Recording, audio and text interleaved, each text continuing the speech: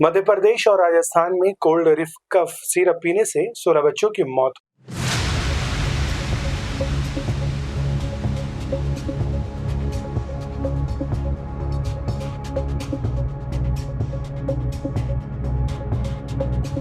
इस हवाले से जारी तहकीकात के बाद अब तमिलनाडु ड्रग्स कंट्रोल डिपार्टमेंट ने 26 पन्नों पर मुश्तमिल जो रिपोर्ट पेश किया है वो हैरान कर देने वाला है। जांच की रिपोर्ट में इस बात का जिक्र किया गया है कि कांचीपुरम की दवासाज कंपनी सिरिसन फार्मास्यूटिकल्स के बने कोल्ड रिफ कफ सिरप में 48.6% डाइथिलीन या ग्लाइकोल मिला है, जो कि एक जहरीला केमिकल है।